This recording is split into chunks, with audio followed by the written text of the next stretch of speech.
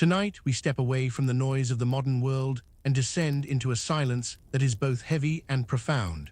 We are traveling back to a time when the summer months held a peculiar terror, not of storms or wars, but of a quiet stillness that settled over neighborhoods, leaving empty swings and silent nurseries in its wake. We are examining an entity that is older than civilization itself, a microscopic ghost that has haunted the waterways and the visceral architecture of humanity for millennia. Before we unravel the complex tapestry of vaccines, iron lungs, and global eradication efforts, we must first understand the shadow itself.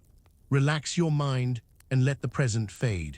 Imagine the sensation of warm, stagnant water, the smell of wet earth in high summer, and the microscopic, invisible dance of a predator that does not hunt with claws, but with a terrifying, geometric simplicity.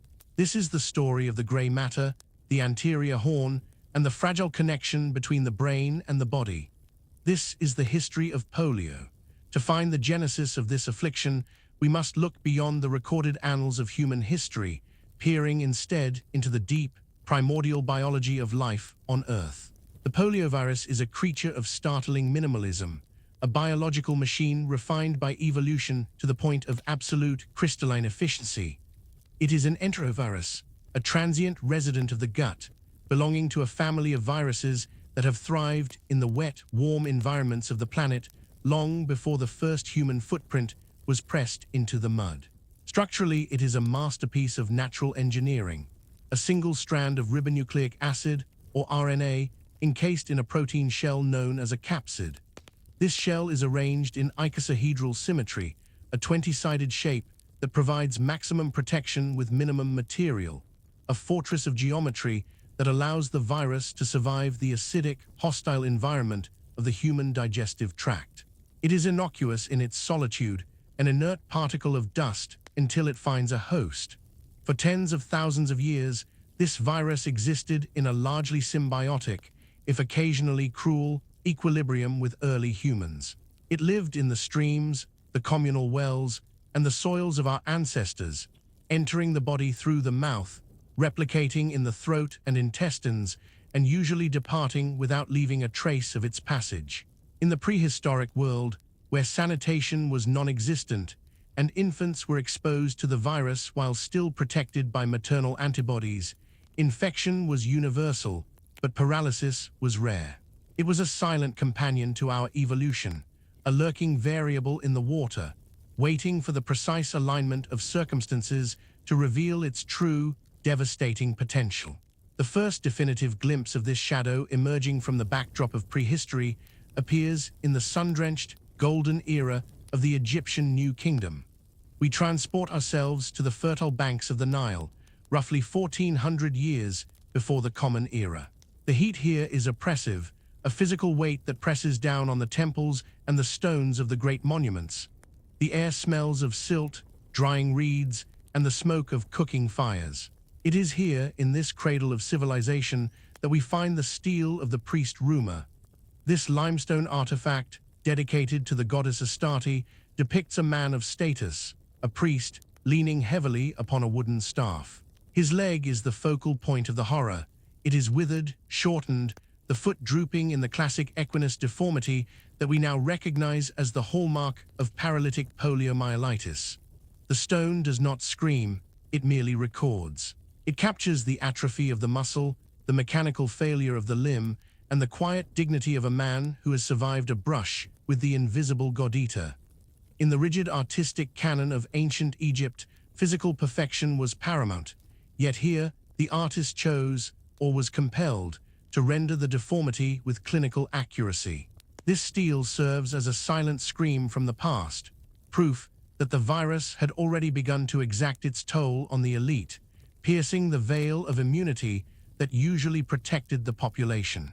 It suggests that as civilization began to stratify, as sanitation improved marginally for the rich, the delicate balance between host and virus began to fracture. The priest Ruma stands as the patient zero of history, a frozen testament to the virus's ability to bypass the gut and strike at the spinal cord. To understand the terror that Ruma felt, and that millions would feel in the centuries to come, we must visualize the internal invasion with the precision of a forensic pathologist. When the poliovirus is ingested, perhaps in a sip of Nile water or on unwashed fruit, it descends into the pharynx and the ileum, the final section of the small intestine. For the vast majority of human history, this is where the story ended. A minor fever, a day of malaise, and then immunity. But in a fraction of cases, roughly 1 in 200, the virus commits a biological transgression. It breaches the walls of the intestine and enters the bloodstream, a phase known as viamia. It is here that the noir thriller of the body begins. The immune system, the body's police force, usually intercepts the intruder. But if the defense fails, the virus finds its true target, the central nervous system. It crosses the blood-brain barrier, that sacred divide meant to keep the biological chaos of the body away from the command center of the mind. Once inside the spinal cord, the virus exhibits a specific malignant hunger for the motor neurons residing in the anterior horn of the gray matter. Hence the Greek name polios, gray, and mile, marrow. These neurons are the telegraph wires of the body, the physical cables that carry the spark of intent from the brain to the muscle. The virus invades these cells, commandeering their machinery to replicate itself, turning the neuron into a factory until it bursts and dies. When the neuron dies, the telegraph wire is cut. The brain may scream, move, but the muscle hears nothing. It goes silent, it goes limp, and over time, without the electrical nourishment of the nerve, the muscle withers away. This mechanism of action remained a mystery for thousands of years, cloaked in the superstition of the ages. In the classical world of Greece and Rome, where the gods were capricious and illness was a divine punishment or an imbalance of humors, the sporadic cases of withered limbs were viewed with a mix of pity and fear. We see traces of it in the Hippocratic corpus, describing epidemics of paraplegia that arrived with the changing of the seasons, often in the heat of summer. Yet, curiously, polio did not cause mass panic in the ancient world in the same way the plague of Athens or the Antonine Plague did. It was an endemic background noise, a low-level static that occasionally spiked but rarely overwhelmed. The high infant mortality rate of the ancient world masked the virus's work. A child who died of a fever or weakness was simply another statistic in a brutal era. Furthermore, the universal lack of sanitation paradoxically protected the population. In the crowded tenements of Rome, where sewage ran in open channels and water came from communal fountains, every infant was exposed to the poliovirus within the first few months of life. At this age, the mother's milk provided a shield of antibodies, a borrowed immunity that neutralized the virus while allowing the child's own immune system to learn the enemy's shape. This created a population with natural vaccination, a grim but effective equilibrium forged in filth. The virus was everywhere, so the disease was nowhere. It lay in wait, hiding in the water, waiting for humanity to make the mistake of cleaning itself up. As the centuries ground forward, through the collapse of Rome and into the deepening twilight of the Middle Ages, the virus remained a constant, unseen companion.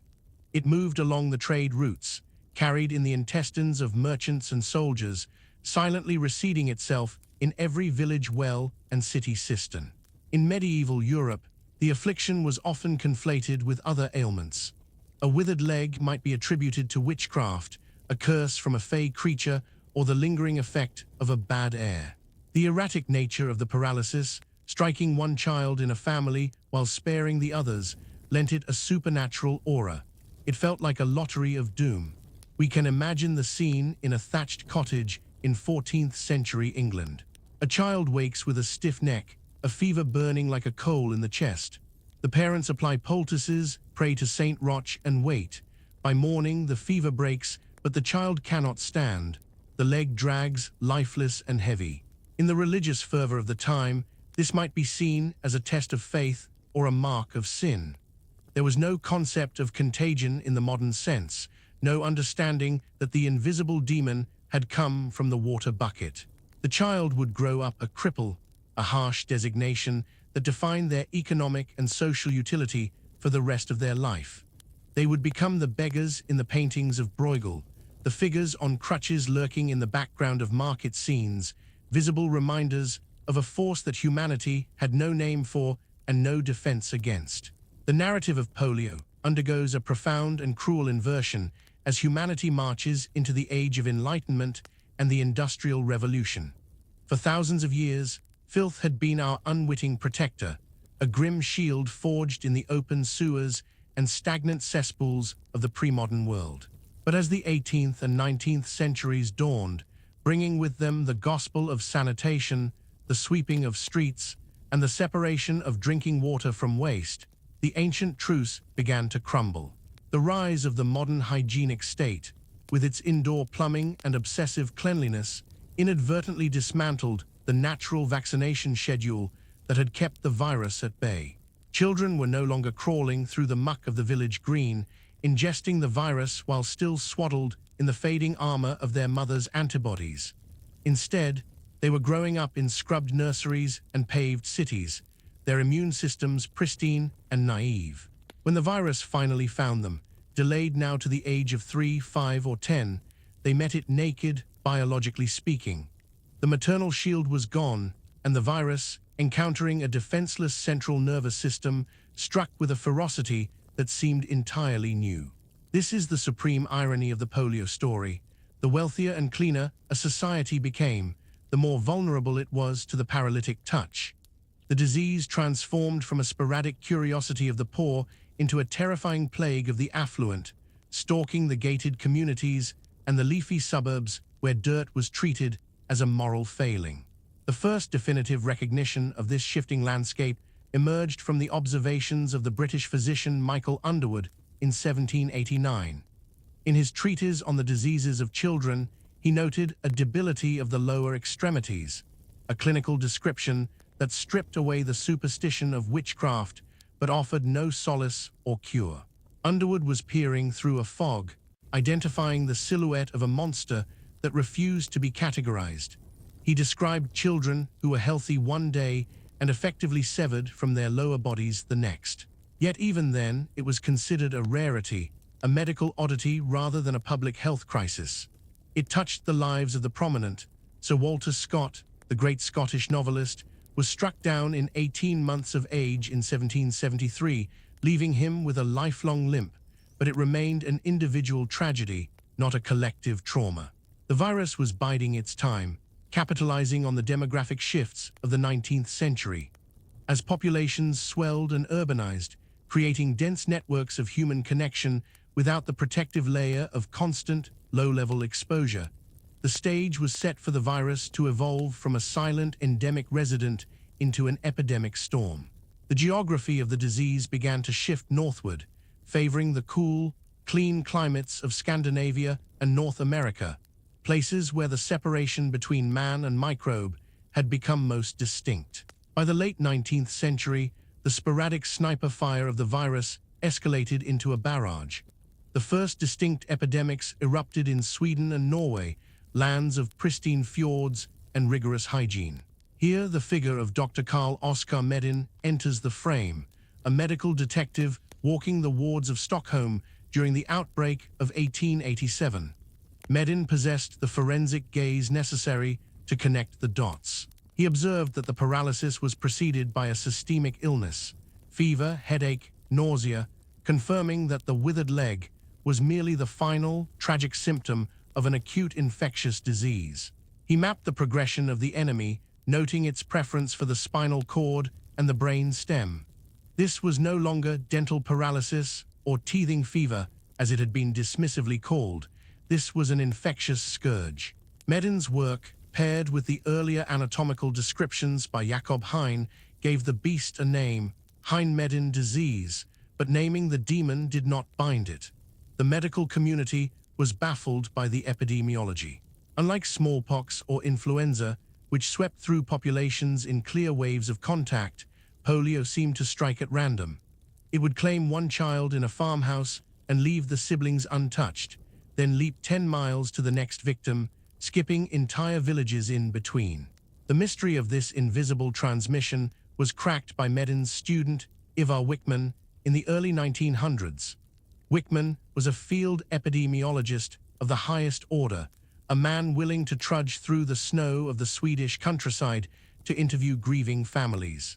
He mapped the outbreaks with the precision of a cartographer, drawing lines of contact that others had missed. His conclusion was revolutionary and terrifying: the healthy carrier. Wickman realized that for every child who lay paralyzed in a bed, there were dozens, perhaps hundreds, of others who had been infected, walked around with a mild sore throat, and spread the virus without ever showing a sign of paralysis. This realization turned the social order upside down. The enemy was not just the sick, the enemy was the healthy. The neighbors, the milkmen, the playing cousins, anyone could be a vector. Polio was a silent assassin that used the innocent as its transport network. Wickman's discovery introduced a psychological horror to the disease that heightened the growing panic. You could not see who was dangerous. The virus was a phantom, moving through the schoolyard and the church pew, invisible until the moment a child collapsed. As the 20th century broke, the epicenter of the terror crossed the Atlantic, finding fertile ground in the bustling, chaotic expansion of the United States. The summer of 1916 in New York City marks the moment polio graduated from a medical concern to a societal cataclysm. The heat that year was relentless, a humid blanket that trapped the smells of the melting asphalt and the crowded tenements. In June, a few cases appeared in Brooklyn. Italian immigrants, initially blamed due to prevailing prejudices, but the virus did not respect borough lines or class distinctions. It moved into the brownstones of Manhattan and the estates of Long Island. The city descended into a madness that rivaled the medieval plagues. Panic was fueled by ignorance. Cats were hunted and killed by the thousands believed to be carriers. Travel bans were instituted, with armed guards stationed at train stations and ferry terminals, checking the legs of children before allowing them to board. Wealthy families fled to the mountains, unaware they were carrying the virus with them in their own intestines, seeding new epidemics in the virgin soil of the countryside. The 1916 epidemic killed over 6,000 people and paralyzed 27,000 more in the United States alone. It changed the visual landscape of American childhood. The sight of the metal brace, the leather strap, and the wheelchair became integrated into the national iconography. Hospitals were overwhelmed, their wards filled with the small, terrified faces of children separated from their parents by strict quarantine laws. The medical establishment was helpless. Treatments were barbaric and experimental, blistering the skin, bloodletting, electrical stimulation, and rigid splinting that often caused more damage than the virus itself. In this vacuum of knowledge, fear reigned supreme. The public health response was militaristic. Placards were nailed to the doors of the infected, marking homes with the scarlet letter of plague: infantile paralysis. The psychological trauma inflicted on these families was immense. To be diagnosed with polio was to be marked as unclean, a source of danger to the community. The social fabric frayed as suspicion replaced neighborly trust. Every summer from that point forward carried a menacing undertone. The swimming pools, the movie theaters, and the fairs, once centers of joy, became potential death traps. In the wake of the Great War, as the world tried to rebuild, polio entrenched itself as the premier boogeyman of the modern age. It was a disease that seemed to target the future specifically, breaking the bodies of the youth while leaving the old largely unscathed. This violation of the natural order, where parents bury children or care for invalid offspring for decades, struck a nerve in the collective psyche of the West. Science, which had conquered so many other bacterial foes, with the advent of sanitation and early bacteriology, found itself humiliated by this viral ghost. The virus was too small to be seen by the optical microscopes of the era. It was a filterable agent, a poison that could pass through the finest porcelain sieves. It defied the Koch postulates that governed bacterial disease. Researchers were working blind, grinding up the spinal cords of deceased monkeys and injecting the slurry into healthy ones, trying to reproduce the disease to study it. It was a brutal, slow, and dangerous era of research, conducted in the shadows of a growing annual body count. The pressure was mounting. The world didn't just want an explanation, it demanded a savior. And in this desperation, the stage was prepared for the entry of Franklin Delano Roosevelt, a man whose personal collision with the virus would transform the hunt for a cure into a national crusade. The trajectory of the virus was irrevocably altered in the summer of 1921, not by a biological mutation, but by a collision with political destiny. The victim was Franklin Delano Roosevelt, a man of patrician breeding and boundless ambition, then vacationing on the rugged, cold coast of Campobello Island. He was 39 years old, in the prime of a vigorous life, when the shadow fell upon him. It began with a chill after a swim in the Bay of Fundy, followed by a heaviness in the legs that defied the logic of simple fatigue. Within days, the future president of the United States was paralyzed from the waist down, a giant felled by a tyrant too small to see. This moment is the fulcrum of the polio narrative. Until this point, the disease had been a grim lottery affecting the anonymous masses, largely dismissed as a plague of the dirty immigrant tenements. When it claimed a Roosevelt, it shattered the illusion of class immunity. The virus had breached the walls of the American aristocracy, proving that neither wealth, nor lineage, nor the clean air of a private island could serve as a barrier. FDR's diagnosis did not just change his life. It weaponized the fight against the disease, turning a medical problem into a national crusade. He became the reluctant, concealed face of the epidemic, a man who would eventually lead the free world from a wheelchair, hiding his withered legs behind a desk while projecting an image of unbreakable strength. From this personal tragedy emerged an institutional juggernaut, the National Foundation for Infantile Paralysis, later known as the March of Dimes. Founded by Roosevelt and his law partner, Basil O'Connor, this organization revolutionized the concept of public health philanthropy. O'Connor was a man of systems and leverage. He understood that to defeat a monster of this magnitude, one needed more than scientists. One needed an army of donors.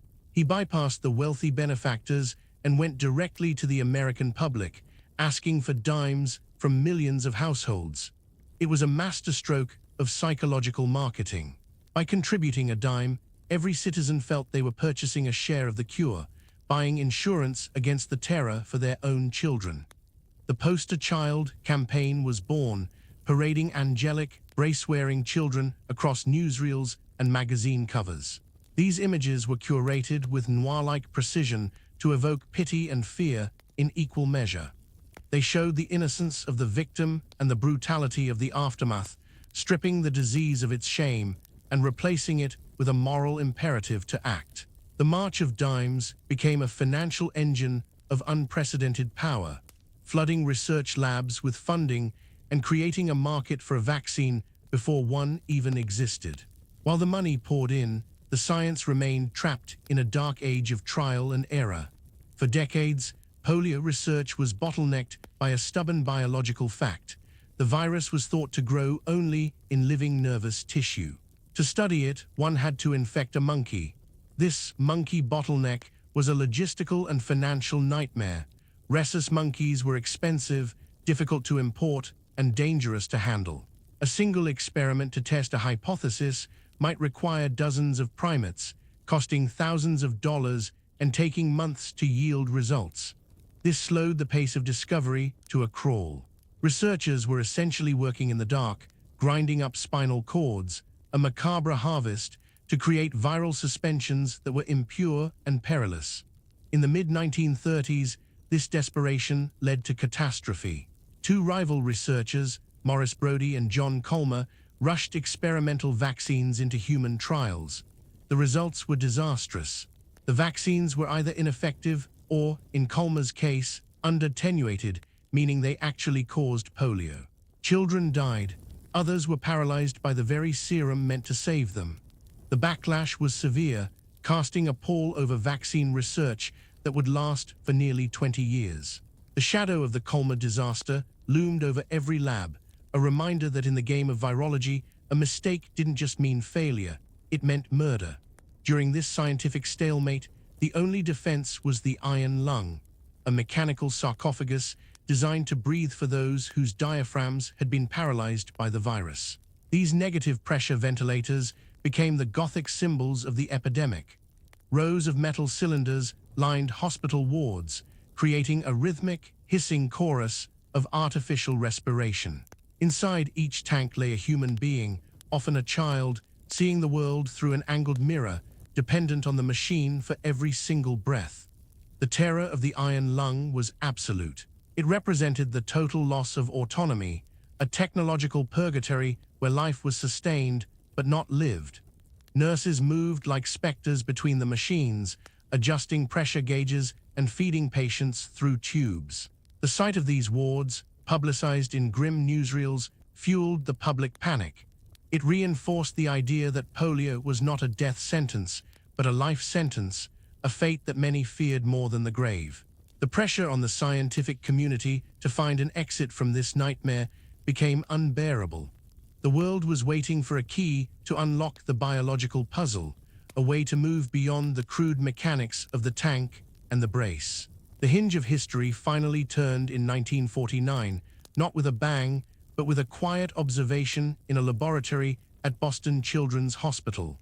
The team was led by John Enders, a patrician and meticulous scientist who was the antithesis of the celebrity researcher. Along with his younger colleagues, Thomas Weller and Frederick Robbins, Enders was attempting to grow the virus causing chickenpox. By serendipity and rigorous method, they discovered that the poliovirus could be cultivated in non-nervous tissue, specifically in a slurry of skin and muscle cells from human embryos and later monkey kidneys. This was the Prometheus moment of virology. Suddenly, the monkey bottleneck was shattered. The virus could be grown in test tubes and flasks, produced in infinite quantities, and harvested with relative purity. The cytopathic effect, the visible destruction of cells by the virus in the tube, allowed researchers to see the enemy at work without waiting for a monkey to become paralyzed. Enders, Weller, and Robbins would win the Nobel Prize for this, the single most critical breakthrough in the history of the disease. They had industrialized the virus, transforming it from a rare, elusive ghost into a raw material that could be manipulated, studied, and ultimately killed. Into this newly illuminated landscape stepped Jonas Salk. He was an ambitious, intense researcher at the University of Pittsburgh, a man who sensed that the time for academic caution had passed. Salk was an outsider to the inner circle of virology elite, viewed with suspicion by the high priests of the field like Albert Sabin. Sabin believed that only a live, weakened virus could provide true immunity, a process that mimicked natural infection. Salk, however, was a pragmatist. He believed that a killed virus, the euphoria, lasted exactly 2 weeks. In late April 1955, reports began to trickle in from the West Coast, anomalies that sent a chill through the spine of the public health establishment. Children who had just been vaccinated were showing up in emergency rooms with fever and stiffness. Crucially, the paralysis was starting in the very arm where the needle had entered, a biological smoking gun. The pattern was unmistakable. The culprit was traced to Cutter Laboratories in Berkeley, California, one of the 5 pharmaceutical giants licensed to produce the Salk vaccine. In the rush to scale up production, to meet the insatiable demand of a terrified public, the delicate alchemy of killing the virus had failed.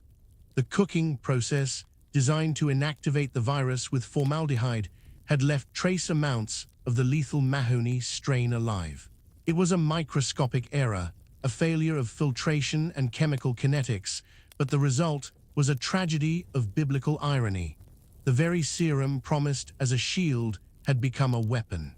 The Cutter incident resulted in 40,000 cases of abortive polio, 51 cases of permanent paralysis, and 5 deaths.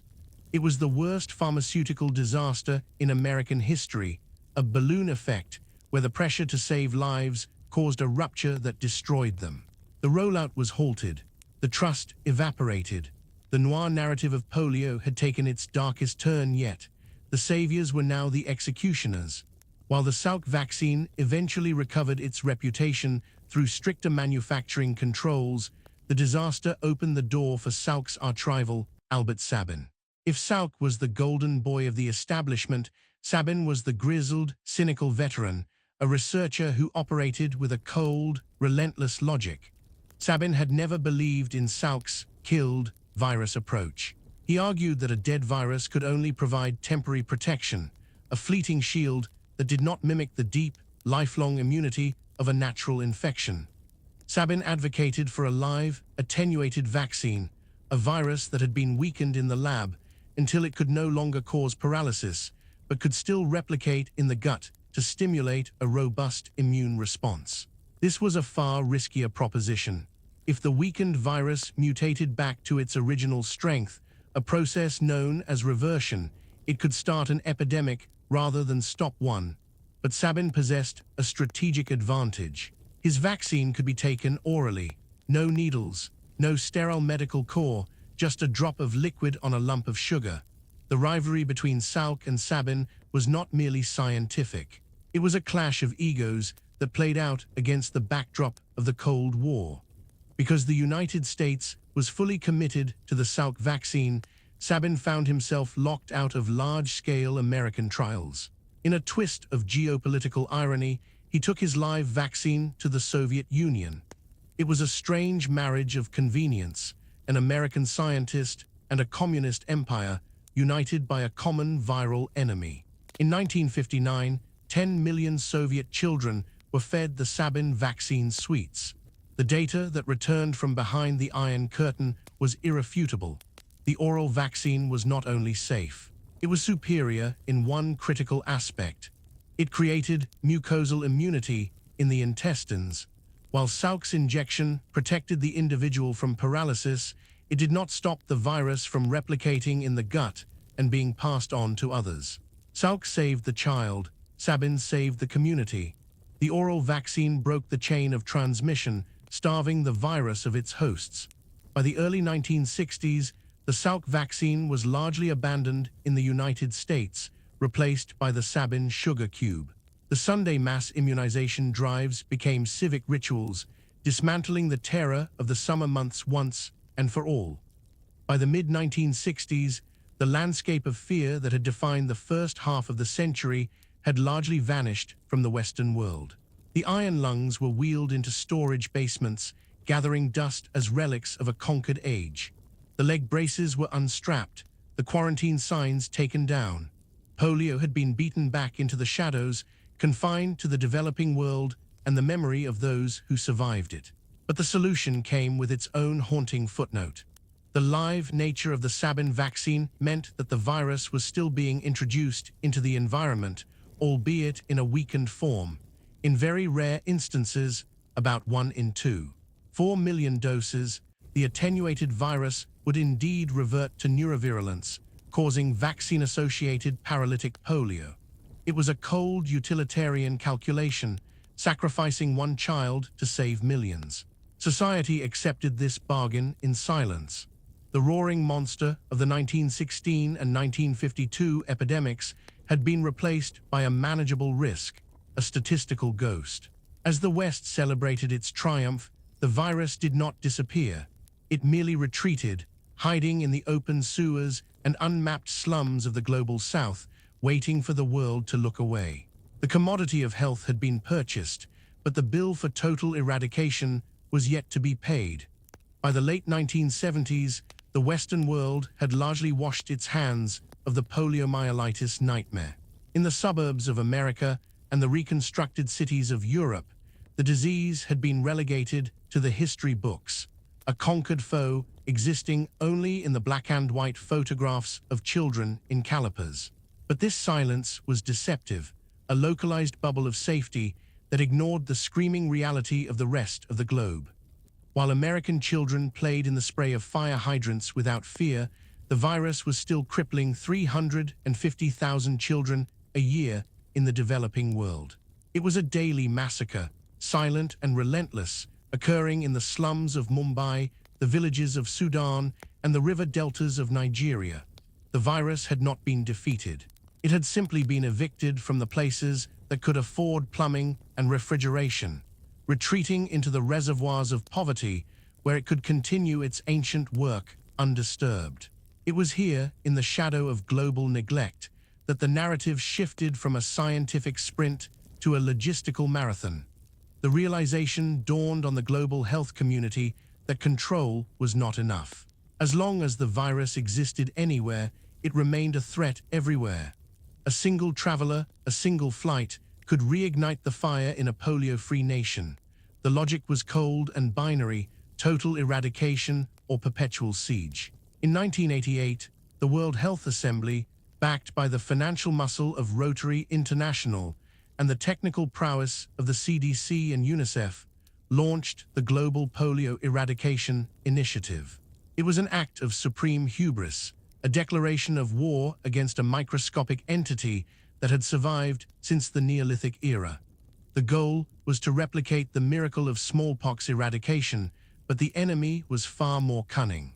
Smallpox was visible. A victim wore their infection on their skin for all to see. Polio was a phantom.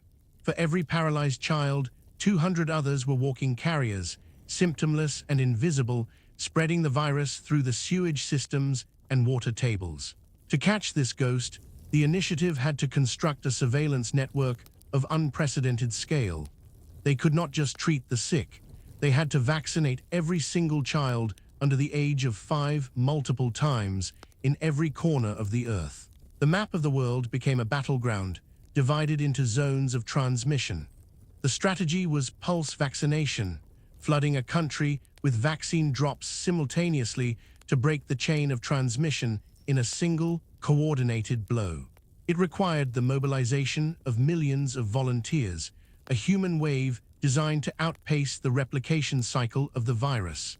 The central antagonist in this phase of the war was not the virus, but thermodynamics. The oral polio vaccine, the weapon of choice, is a biological perishable. It must be kept between 2 and 8 degrees Celsius from the moment it leaves the factory to the moment it drops into a child's mouth. If it gets too warm, the live virus dies and the drops become useless salt water. This necessity birthed the cold chain, a logistical miracle of ice and insulation stretching across the hottest, most inhospitable terrains on the planet. Picture a vial of vaccine manufactured in a sterile lab in Belgium. It flies to a capital city in Africa, is transferred to a regional refrigerator, then to a district cooler, and finally into a styrofoam box strapped to the back of a motorbike or a donkey.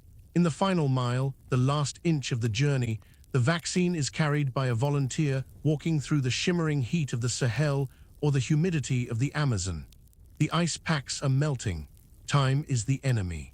Every vaccination campaign is a race against the sun, a desperate attempt to deliver the temperature-sensitive cargo before the heat renders it impotent.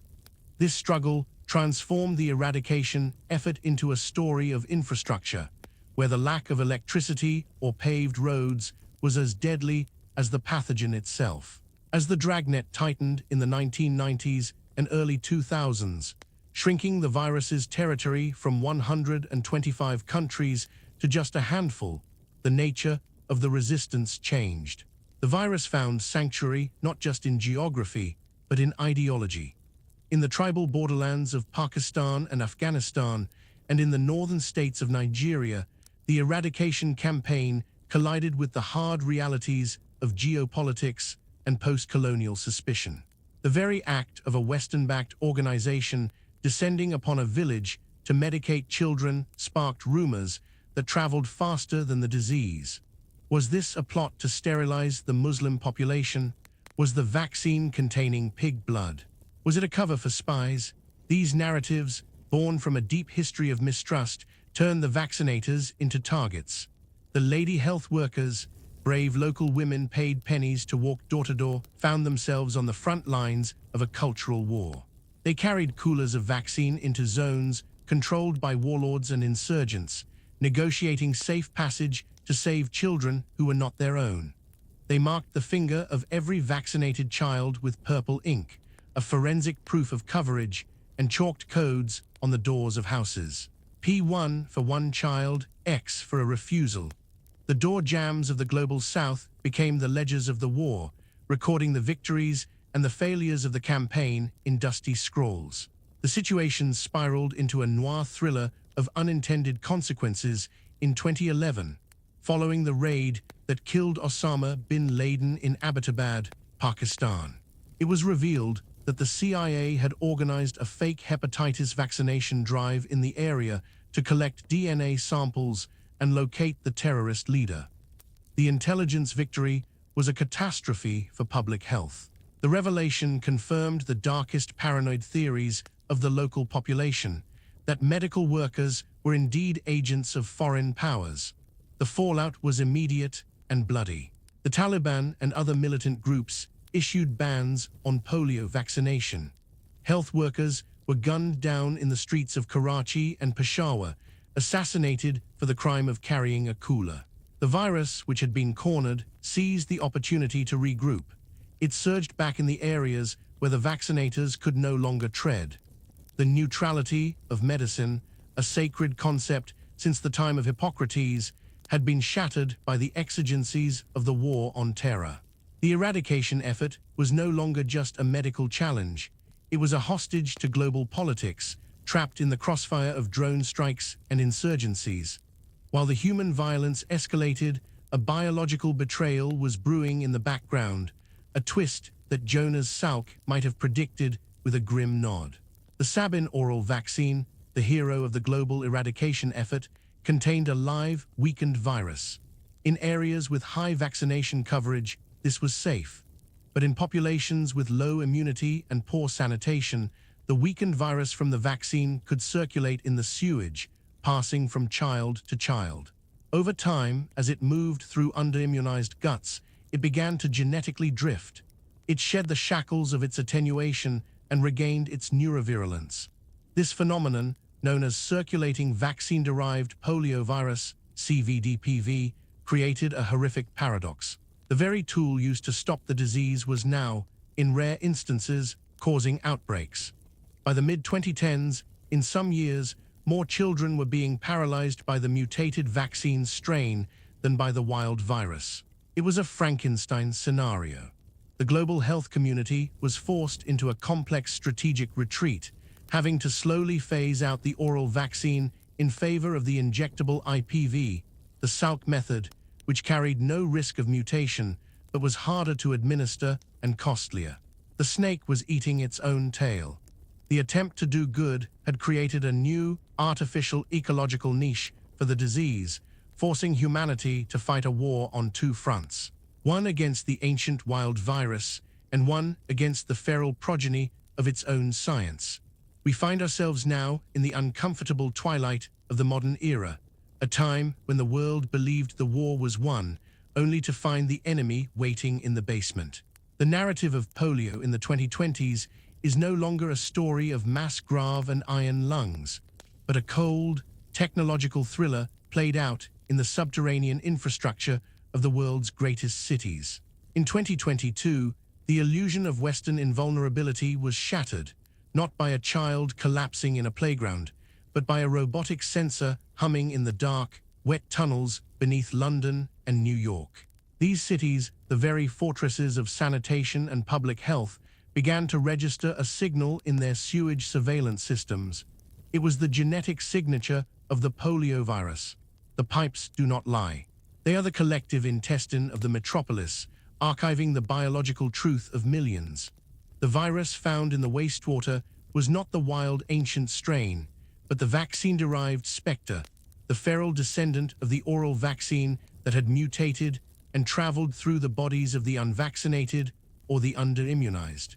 It was a silent transmission, a chain of infection moving through healthy adults who had no idea they were acting as couriers for a killer. This discovery was a profound psychological blow. It proved that in a globalized world, there is no such thing as local biosecurity. As long as the virus exists in a remote village in the Hindu Kush, it is a plane ride away from the sewers of Manhattan. The demon had not been banished.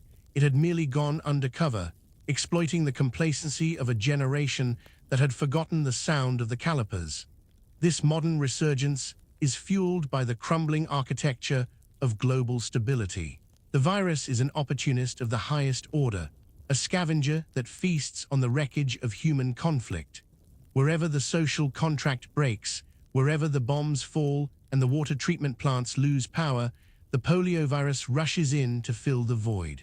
We see this grim calculus playing out in the fractured landscapes of the Middle East and Eastern Europe. In war zones like Syria, Gaza, and Ukraine, the meticulous, cold chains of vaccine delivery are severed by artillery fire and blockades. Children born in the rubble of Aleppo or the camps of Rafah miss their scheduled drops, creating pockets of susceptibility that grow with every month of conflict. The virus, which requires only a breakdown in sanitation to thrive, finds a paradise in the humanitarian disasters of the 21st century. It moves through the open sewage of refugee camps, capitalizing on the malnutrition and the crowding. The endgame of polio eradication has thus become a hostage to the forever wars. The public health workers, once viewed as neutral angels of mercy, are now forced to negotiate ceasefires, days of tranquility, just to enter a zone and drip vaccine into the mouths of the innocent. It is a fragile, desperate diplomacy, where the cessation of hostilities is measured not in peace treaties, but in the number of children reached before the shooting starts again. While the virus stalks the geopolitical fault lines, a different, quieter tragedy is unfolding within the bodies of the survivors themselves. This is the long tale of the epidemics of the 1940s and 50s, a haunting known as post-polio syndrome. The children of the mid-century outbreaks, who fought to regain the use of their limbs and integrated themselves into society, are now facing a cruel second act. Decades after the initial infection, the motor neurons that survived the first assault and worked overtime to compensate for their dead neighbors are beginning to fail. It is a biological exhaustion. The body, having held the line for 50 years, is finally collapsing under the metabolic strain. Survivors who walked with a cane are returning to wheelchairs. Those who breathed independently are looking with dread at ventilators once more. It is a slow-motion horror, a returning ghost that waits until the victim is aged and vulnerable to strike again. This syndrome serves as a living memory of the virus's brutality, a reminder that polio never truly leaves the body it touches. It leaves a deficit, a biological debt that must eventually be paid. These survivors, the polio pioneers, are the last living witnesses to the era of terror, and their deteriorating condition is a somber testament to the permanence of the damage. To counter these evolving threats, the vaccine-derived outbreaks and the persistence of the wild virus, science has had to sharpen its blade one last time. The response is the deployment of the novel oral polio vaccine type 2, NOPV2, a masterpiece of genetic engineering designed to close the escape route of the old Sabin vaccine. Virologists have tinkered with the RNA of the virus, modifying the specific genetic gate that allowed the weakened strain to revert to neurovirulence. They have essentially put a biological padlock on the virus, stabilizing its genome so that it can stimulate immunity without the risk of mutating back into a killer. This is the smart bomb of the viral war, rolled out in emergency use authorizations across Africa and Asia. It represents the apex of human ingenuity. A vaccine designed to clean up the mess caused by the previous vaccine. But technology alone cannot solve the last-mile problem. The final barrier is not biological, it is anthropological. It is the fatigue of the donor nations, the skepticism of the parents bombarded by misinformation, and the sheer exhaustion of the health workers who have been promising the end is near for 30 years. The eradication effort has become a war of attrition, a grinding stalemate where the final 0.1% of cases costs more money and effort than the first 99%. As we stand in the present moment, the map of polio has shrunk to 2 microscopic red dots, the border regions of Pakistan and Afghanistan. Here, in the remote valleys and the tribal agencies, the wild virus makes its final stand. It is protected by topography, by snow-blocked passes, and by a cultural wall of resistance that views the West with deep suspicion. The virus has retreated to the most inaccessible places on Earth, digging in like a guerrilla army. The fight to root it out has become a surreal game of cat and mouse. Genetic sequences are now portable, carried into the field to analyze samples in real time. Satellite imagery is used to map nomadic migration routes, predicting where the virus might travel next. It is a high-tech manhunt for a piece of genetic code.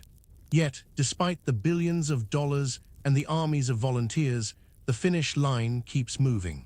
Every time the count drops to a handful of cases, a new outbreak flares up in Malawi, in New York, in Jerusalem.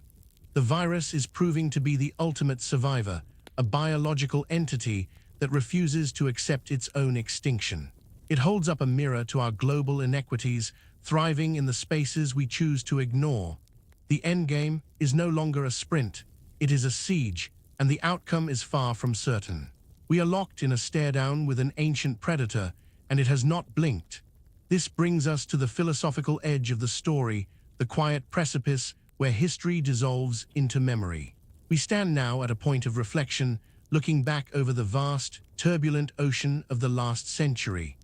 The war against polio has been one of the defining struggles of the modern age, a conflict that was never about territory or resources, but about the sanctity of the human form.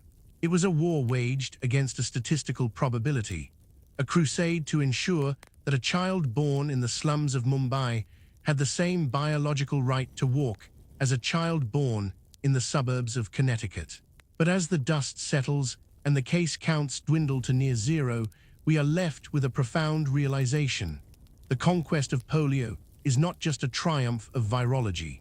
It is a triumph of the human spirit's refusal to accept the cruelty of nature. For millennia, we accepted the withered limb and the silenced nursery as the inevitable tithe we paid to the gods of the harvest and the heat. We accepted that summer brought death.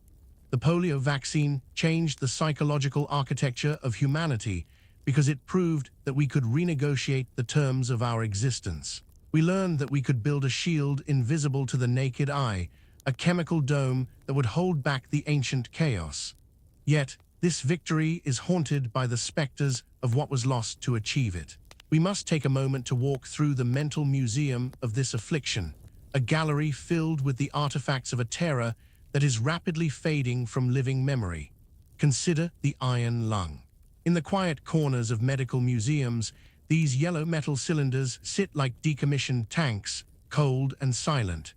To the modern observer, they look like torture devices, industrial and cruel. But to the generation of the epidemic, they were arcs of salvation. They were the mechanical wombs that breathed for those who could not breathe for themselves. The rhythmic whoosh sigh of the bellows was the soundtrack of survival.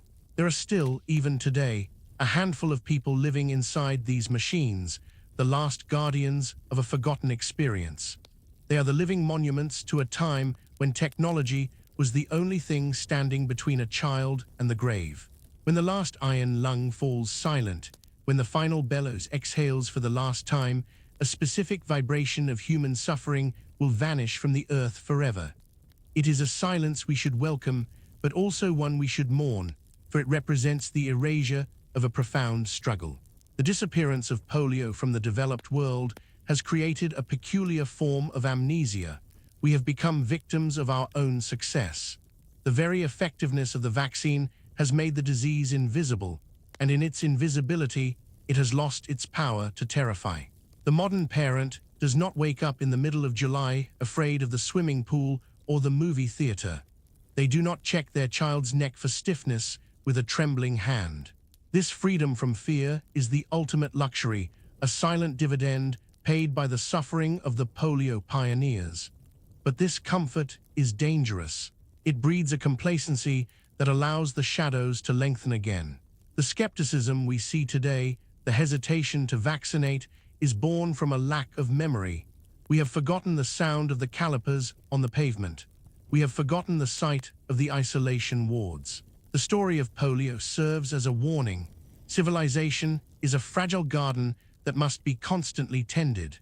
The weeds of disease are always waiting in the soil, ready to reclaim the ground the moment we put down the hoe. The pact between the generations, that we will protect the young from the ancient predators, relies on the persistence of memory. We must remember the darkness to appreciate the light. As we zoom out from the microscopic battleground, we see the polio virus for what it truly is. A piece of biological code, neither good nor evil, merely driven by the blind imperative to replicate. It is a remnant of a primordial world, a traveler that has hitched a ride on humanity for thousands of years. Its impending eradication is an existential event. We are on the verge of doing something that has only been done once before in the history of our species with smallpox.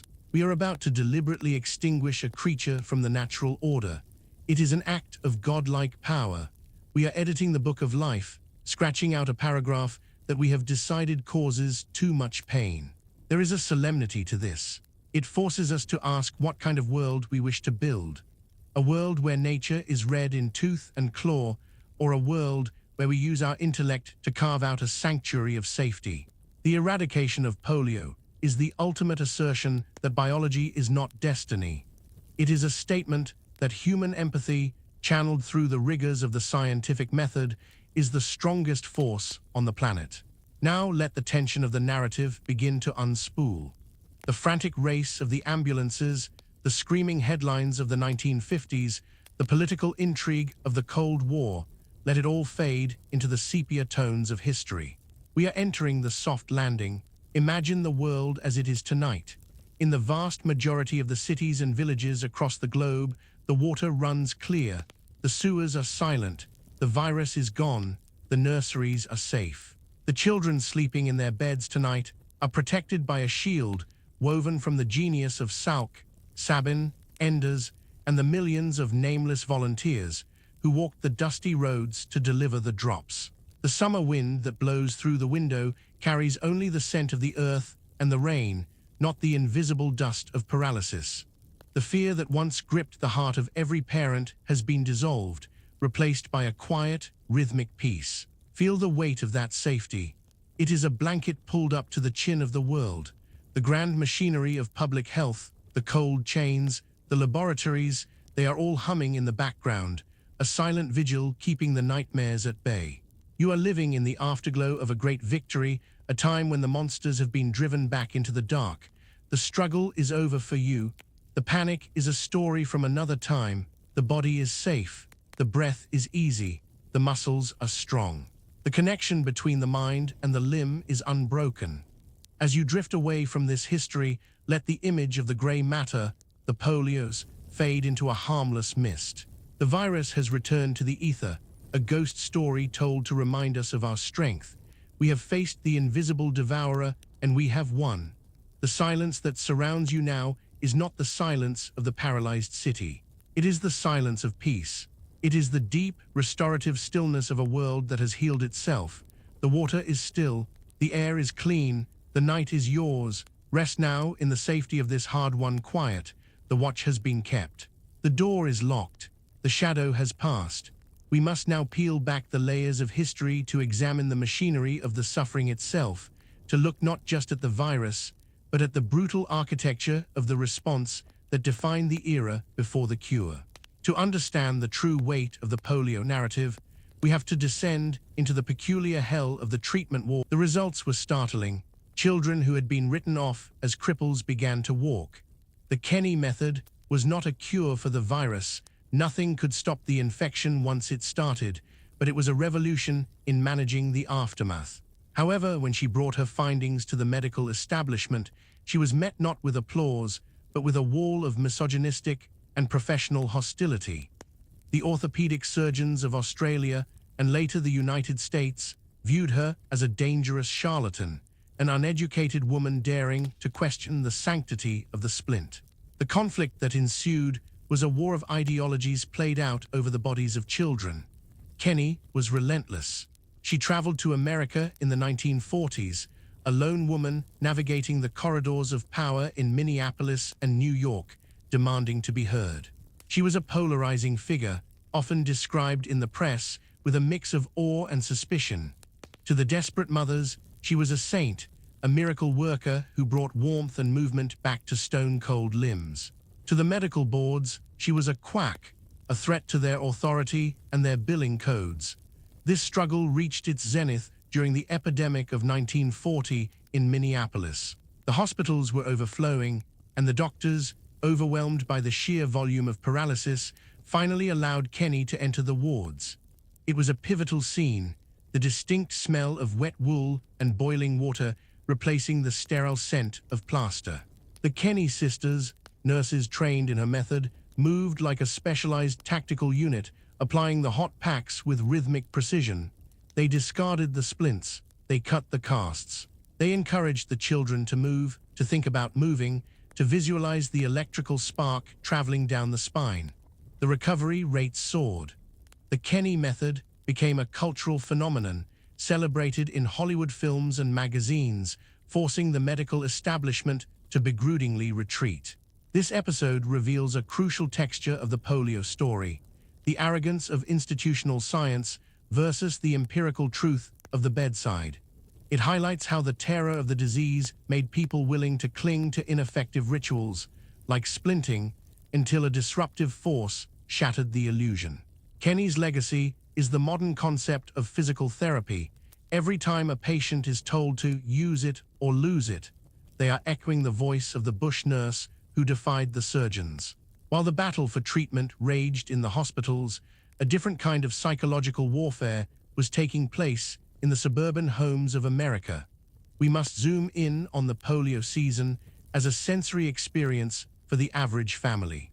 The terror was not constant, it was seasonal, arriving with the heat of June and departing with the first frost of October. This cyclical nature gave the disease a mythological quality, linking it to the rhythms of the earth. The summer, traditionally a time of freedom and exploration, became a time of confinement. The polio panic created a unique domestic noir. Parents became obsessive detectives of their own children's bodies. Every headache was interrogated, every nap was scrutinized. Was the child just tired from playing, or was this the drowsiness the pamphlets warned about? Was that a stiff neck, or just a bad pillow? The thermometer became the household totem, a glass rod that could dictate the fate of the family.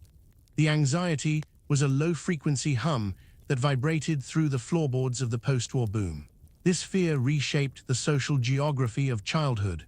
The keep-out signs on playgrounds were not just municipal ordinances, they were symbols of a fractured community. Swimming pools, once the communal heart of the neighborhood, were drained and left empty, their blue concrete cracking in the sun.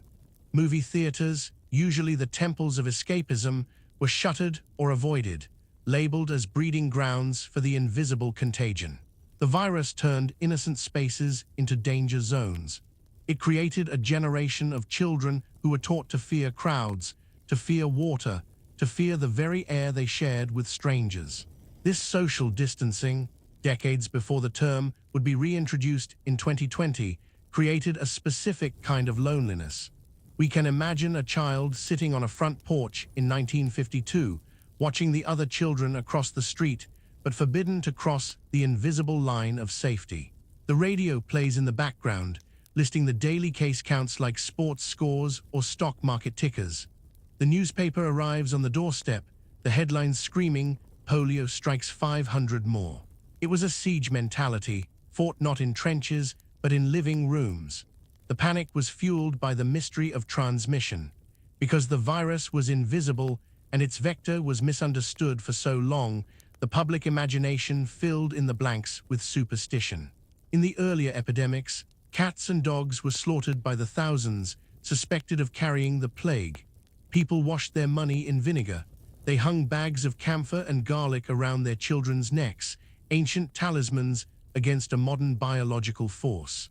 Towns sprayed DDT fog into the streets, trucks rolling through neighborhoods, belching thick white clouds of chemical pesticide, while children ran behind them, playing in the toxic mist, unaware that the enemy was not an insect, but a molecule in the water.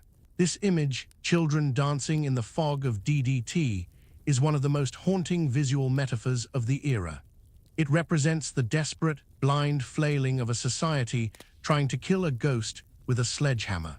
It underscores the theme that polio was not just a disease of the body, but a disease of information, where ignorance weaponized the fear. The peak of this domestic terror arrived in 1952, the worst year on record for the United States. 58,000 cases, 21,000 left with mild to disabling paralysis, 3,000 dead. The numbers are abstract now, but in 1952, they were the drumbeat of a national funeral. That summer was a breaking point. The hospitals ran out of beds. They ran out of iron lungs. In some cities, carpentry crews worked around the clock building wooden rocking beds to assist breathing because the metal tanks were all occupied. The funeral homes had waiting lists. The psychological pressure on the population was unsustainable. It was this specific crescendo of horror that primed the world for the arrival of Jonas Salk. The public was not just waiting for a vaccine, they were begging for a messiah. The intensity of the relief that would follow in 1955 can only be understood by fully immersing oneself in the suffocating heat and the pervasive dread of that final, terrible summer of '52.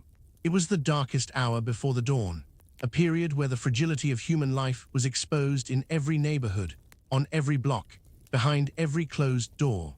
To fully comprehend the magnitude of the victory over polio, we must step behind the velvet curtain of public adoration and witness the internecine war that raged within the scientific fraternity itself. The narrative of the 1950s is often painted in broad, heroic strokes, man versus microbe, but the reality was a bitter, venomous duel between two colossal egos, Jonas Salk and Albert Sabin. These men were the Cain and Abel of virology, bound by a common enemy but divided by a chasm of philosophy and mutual disdain. Salk, the darling of the public, was viewed by the academic elite as a kitchen chemist, a man who had merely baked a virus rather than understanding it. Sabin, on the other hand, was the high priest of the live virus orthodoxy, a brilliant, abrasive researcher who believed Salk's killed vaccine was a dangerous half-measure, a fragile fence that would eventually rot and let the wolves back in. Their conflict was not merely professional, it was visceral. At scientific conferences, the air would freeze when they occupied the same room. Sabin publicly dismissed Salk's work as pure kitchen chemistry, while Salk viewed Sabin as a reckless gambler willing to risk sparking an epidemic in his pursuit of the perfect biological weapon. This clash was the engine that drove the eradication effort forward, a race fueled as much by personal vanity as by humanitarian impulse.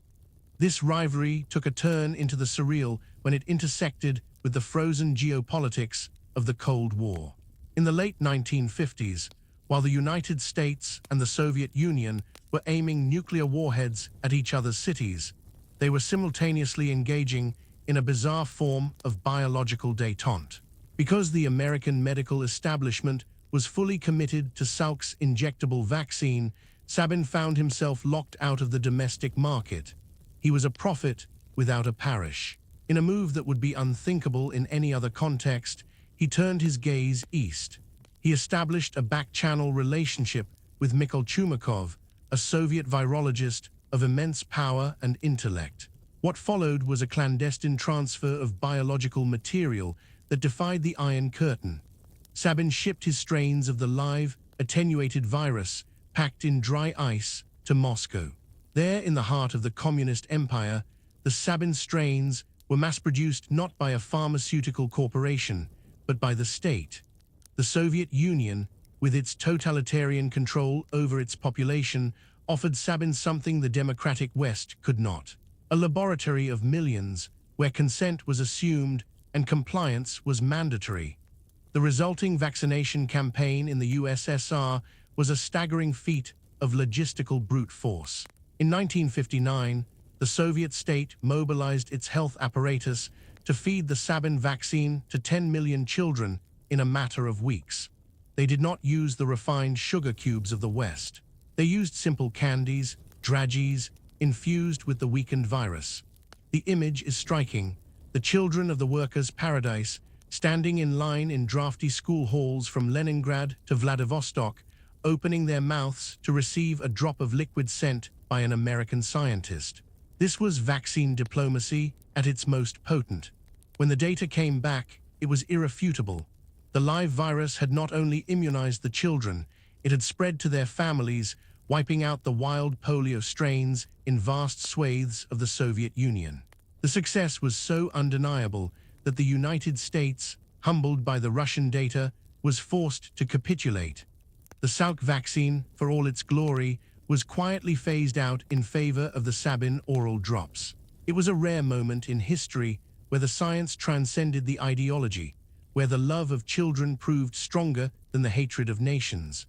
But every scientific miracle casts a shadow, and hidden within the triumph of the mass production of vaccines lay a biological time bomb that would not be discovered for years. To grow the poliovirus, both Salk and Sabin relied on the kidneys of the rhesus macaque, a monkey native to Asia. These kidneys were the fertile soil in which the viral harvest was sown.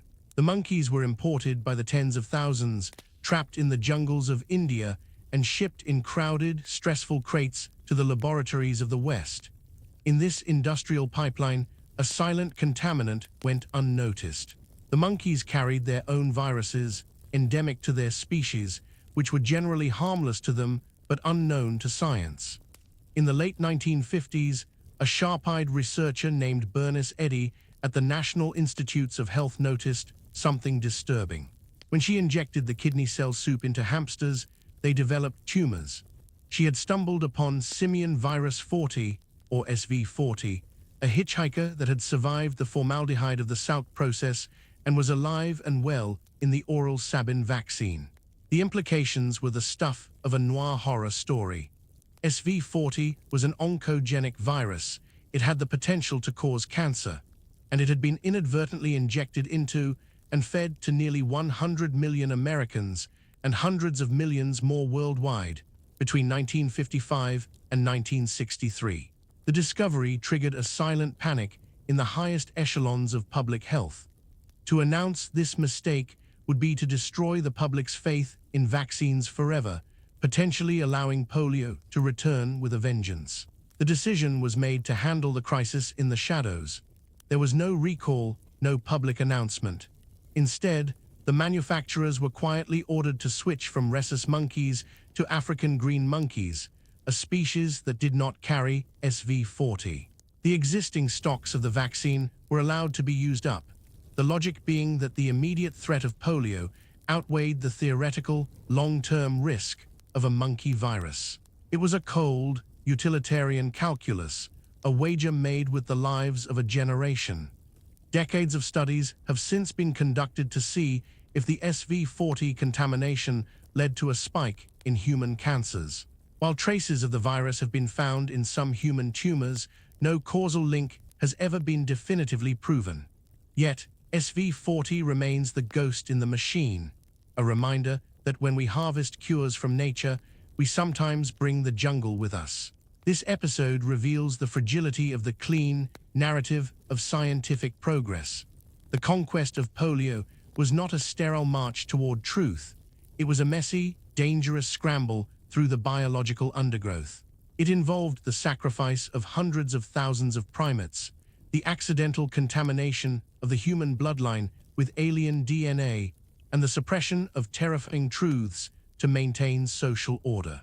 Bernice Eddy, the whistleblower who sounded the alarm, was sidelined, her lab taken away, her career stifled, a classic noir archetype of the detective who knows too much. The SV40 incident adds a layer of grime to the shiny chrome of the polio victory. It forces us to ask, what is the acceptable collateral damage in the war against a plague? If the price of eradicating polio was the accidental introduction of a simian virus into the human population, was it worth it? The answer, looking at the empty iron lung wards, is almost certainly yes, but it is a yes whispered with a shudder. As the 1960s bled into the 1970s, the focus of the polio story shifted from the high drama of the laboratory to the mundane, grinding reality of bureaucracy. The eradication effort became a victim of its own success. In the West, polio became a pediatric detail, a shot listed on a card, forgotten the moment the child left the clinic. But the virus was still churning in the developing world. The disconnect between the polio-free North and the polio-endemic, South created a moral vacuum.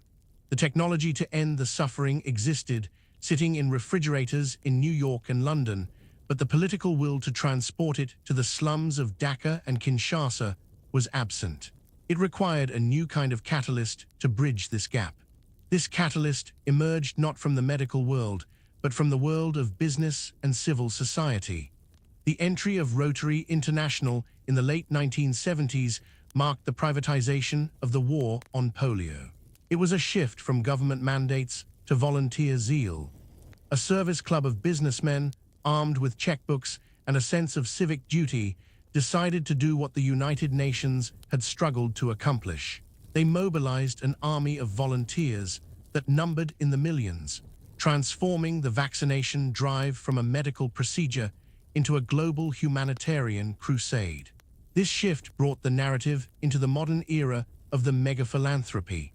The baton passed from the government scientists like Salk and Sabin to the global coordinators, the logistics experts who treated the delivery of vaccines like the delivery of Coca-Cola.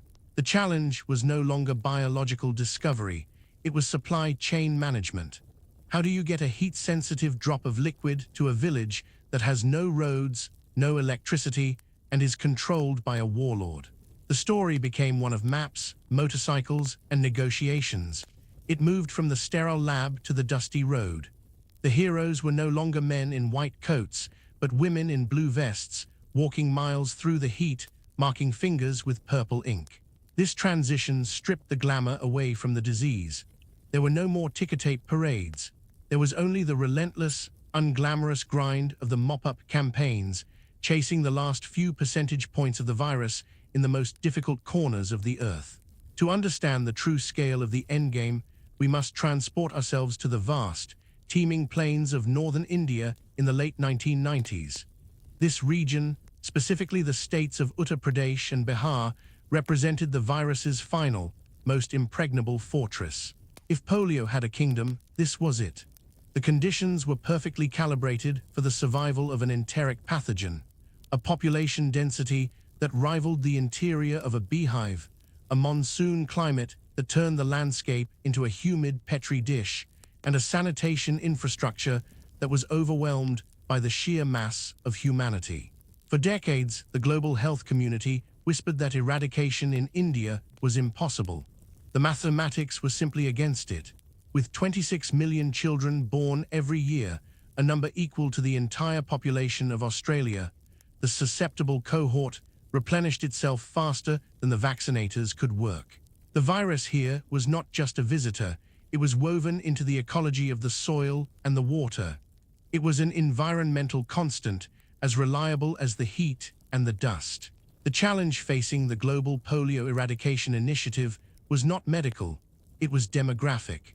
They had to find a way to vaccinate a moving target of 170 million children, not once, but repeatedly, in a landscape where roads often dissolved into mud and addresses were a theoretical concept. The response to this impossibility was the National Immunization Day, or NID. These were not mere medical campaigns, they were logistical events that rivaled the mobilization of armies during total war. Imagine a single Sunday in January. The dawn breaks over the Ganges, and across the subcontinent, 2 million volunteers step out of their homes. They are not doctors. They are teachers, students, Anganwadi workers, and Rotary members. They man 650,000 booths, set up in train stations, bus terminals, temples, and mosques. The goal is absolute saturation. The operational motto is zero-dose failure. The sensory experience of an NID is overwhelming. The cacophony of megaphones blaring reminders from the backs of auto rickshaws, the crying of infants, the dust kicked up by millions of feet. It is a festival of prevention. The child opens their mouth, 2 drops of the bivalent oral vaccine fall onto the tongue, and then the crucial final step, the marking of the left pinky finger with gentian violet ink. This purple mark is the forensic proof of the campaign, a temporary tattoo that separates the protected from the vulnerable. For weeks after an NID, the streets of India are filled with children bearing this mark, a visual census of the war against the virus. But the booths were the easy part. The true noir drama unfolded in the days following the Sunday launch during the house-to-house surveillance sweeps. This was the mop-up operation, a gritty, door-knocking manhunt for the missing. Teams of two, usually women, would navigate the labyrinthine alleys of the slums of Moradabad and the floating river islands of the Kosi River. These dire lands in Bihar are shifting geographies, temporary silt islands created by the flooding river, inhabited by the poorest of the poor, people who exist off the grid of the state. The vaccinators had to travel by boat, then by foot through knee-deep mud, carrying their vaccine coolers like precious cargo. They were hunting for the refusals and the ex-houses, homes where the child was absent or the parents had said no. In these forgotten pockets, the virus held its ground. The workers used chalk to mark the doors and walls of every single dwelling in India with a cryptic code, the date, the number of children, and the status, P1 x P2. The architecture of the poor became a ledger of public health. You can still see these ghostly chalk marks fading on the brickwork of rural cottages today, archaeological evidence of the greatest search and rescue mission in history. The resistance in India was not just logistical, it was deeply psychological. In the Muslim-majority areas of Uttar Pradesh, a rumor took root that proved harder to kill than the virus itself. The whisper in the bazaar was that the polio drops were a secret sterilization agent, a Western plot to reduce the birth rate of the Islamic population. This narrative, born from the trauma of the forced sterilization campaigns of the 1970s during the emergency, found fertile ground in a community that felt marginalized and besieged. The vaccinators, often outsiders to the specific neighborhoods, were met with slammed doors and angry stones. The virus thrived behind these closed doors. To breach this wall of mistrust, the Eradication Initiative had to change its strategy from a medical one to a sociological one. They recruited the influencers, the local imams, the barbers, the cricket stars, and the grandmothers. The strategy shifted to the underserved strategy, hiring vaccinators from within the specific minority communities. The sight of a burqa-clad woman from the same lane knocking on the door, invoking the name of Allah to protect the child's health, dismantled the fear that a government nurse could not. It was a lesson in the anthropology of health. Trust is the most essential ingredient in a vaccine, more important than the stabilizers or the antigens. The climax of the Indian theater of war arrived in January 2011. A 2-year-old girl named Ruxa Khatun in the Howrah district of West Bengal fell ill with paralysis. The surveillance network, now honed to a razor's edge, picked up the signal. Her stool sample traveled the cold chain to the laboratory in Mumbai. The result was positive for wild poliovirus type 1. She was the last one. The entire machinery of the global initiative held its breath, waiting for the next case, the next outbreak. Weeks turned into months. The months turned into a year. For the first time in history, the Indian subcontinent, the reservoir that had seeded outbreaks across the world for centuries, went silent. The India-free certification in 2014 was a moment of disbelief. It was the biological equivalent of landing on the moon. The impossible country had cleaned its water of the monster. The eradication of polio in India stands as perhaps the single greatest logistical achievement of the modern era, a testament to what happens when political will, unlimited funding, and millions of human hands align with a singular purpose. But as the champagne corks popped in Delhi and Geneva, the virus was laughing in the darkness of another continent. While India was conquering its demons, a catastrophe was unfolding in northern Nigeria. In 2003, the state of Kano became the epicenter of a geopolitical earthquake. Driven by the same rumors of sterilization and anti-Western sentiment, fueled by the invasion of Iraq and the heightened tensions of the post-9/11 world, local religious and political leaders called for a boycott of the polio vaccine. They suspended the immunization campaigns for months. The consequences were immediate and horrific. The virus, which had been cornered, roared back to life. It didn't just reinfect Nigeria, it exported itself. Nigerian strains of the virus traveled in the intestines of pilgrims and traders, reigniting outbreaks in 20 previously polio-free countries, from Sudan to Indonesia. It was a biological Chernobyl, a fallout event caused by a failure of trust. The Kano boycott proved that the chain of eradication is only as strong as its weakest political link.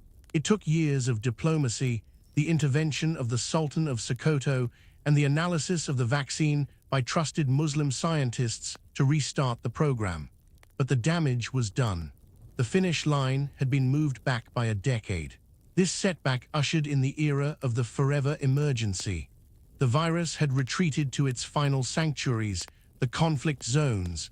By the mid-2010s, the map of polio was identical to the map of war. Somalia, Afghanistan, Pakistan, Syria.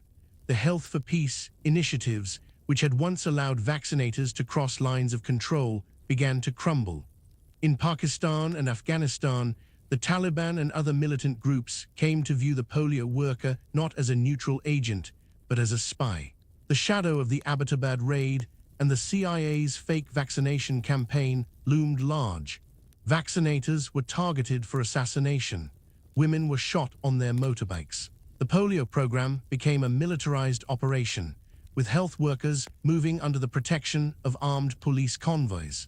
This fundamental shift changed the nature of the eradication effort from a humanitarian mission to a security operation.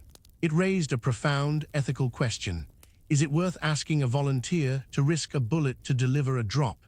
The answer, given by the brave women who continued to walk the streets of Peshawar despite the threats, was a defiant yes. Their courage became the moral backbone of the final phase, a silent heroism that went largely unnoticed by the rest of the world. As we move toward the final chapters of this saga, we must also acknowledge the technological evolution that accompanied these struggles. The laboratory network became a global panopticon. Genetic sequencing allowed scientists to trace the lineage of every single virus found in a sewer or a child. They could draw family trees of the pathogen, tracking its movement from a village in Pakistan to a sewer in Israel with the precision of a detective tracking a serial killer. This molecular epidemiology revealed the true cunning of the enemy.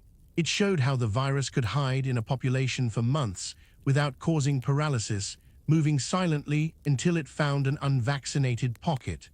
The sewer surveillance, the testing of wastewater, became the early warning system, the seismograph detecting the tremors before the earthquake. In this high-tech endgame, the enemy is no longer a mystery. It is a known quantity, tracked by satellite and sequencer. Yet, despite this godlike omniscience, the virus persists, protected by the chaos of human conflict and the stubbornness of belief. We are in the final standoff, a staredown between the highest technology of the 21st century and a piece of RNA from the Stone Age. To understand why the final mile of this journey has become a trench war, we must turn our gaze to the rugged, lawless ribbon of earth that separates Pakistan and Afghanistan. The Duran, on a specific 2-week window in April 2016, every single country in the world using the oral vaccine, 155 nations, had to stop using the trivalent vaccine and switch to a bivalent, one that contained only types 1 and 3. It was a synchronized global reboot. Millions of vials of the old vaccine had to be collected and destroyed, incinerated or buried to ensure that the type 2 virus was removed from the human food chain forever. The switch was executed with the precision of a military coup. Technicians raided cold rooms and clinic fridges, confiscating the old vials. It was intended to be the death blow to the vaccine-derived outbreaks. But biology is rarely so obedient. The strategists had underestimated the immunity gap that would open up the moment the type 2 vaccine was withdrawn. They had assumed that the injectable vaccine IPV, which carries no risk of causing outbreaks, would be available to cover the transition. They were wrong. A global manufacturing failure led to a critical shortage of IPV. The shield was lowered, but the replacement armor didn't arrive. In the vacuum, the trace amounts of type 2 virus that were still circulating in the sewage of underimmunized communities in Africa and the Middle East seized the opportunity. They began to spread among the children who now had zero immunity to type 2. The result was a balloon effect catastrophe. Instead of disappearing, the vaccine-derived type 2 outbreaks exploded, spreading across 20 African countries. The solution had sparked a new wildfire. It was a noir twist of the highest order. The very maneuver designed to end the war had opened a new front, forcing the world to scramble for a new weapon to fight a monster of its own creation. This new crisis forced the creation of the novel oral polio vaccine type 2, NOPV2, the genetically stabilized smart bomb mentioned earlier. But the deployment of this new tool has been a race against time and rumor. We are now seeing the emergence of concurrence, the simultaneous circulation of wild virus and vaccine-derived virus in the same populations. This creates a biological complexity that baffles even the experts. In places like the Democratic Republic of Congo or Yemen, a child might be at risk from the wild virus entering from a neighboring country and a mutated vaccine virus circulating in their own village well. The narrative here shifts from a story of simple eradication to one of containment and firefighting. The Global Polio Eradication Initiative has morphed into a permanent emergency service, rushing to put out flares of disease in failed states. It raises the uncomfortable question of whether eradication is even the right word anymore, or if we are destined for a perpetual game of whack-a-mole, managing the virus at low levels rather than destroying it completely. The interconnectedness of this struggle was brought home with chilling clarity in 2022, not in a remote village, but in the suburbs of New York City. The case in Rockland County was a shock to the American psyche. An unvaccinated young adult developed paralysis. The sequencing revealed it was a vaccine-derived strain genetically linked to viruses found in Jerusalem and London. This was a boomerang event.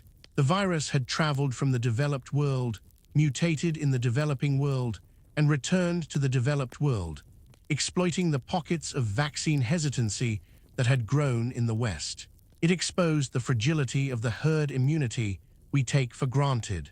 The sewers of London were found to be teeming with the virus, a silent river of infection flowing beneath the feet of millions of oblivious commuters. The response was a quiet, urgent booster campaign, a reminder that the endgame is not just happening over there, it is happening everywhere.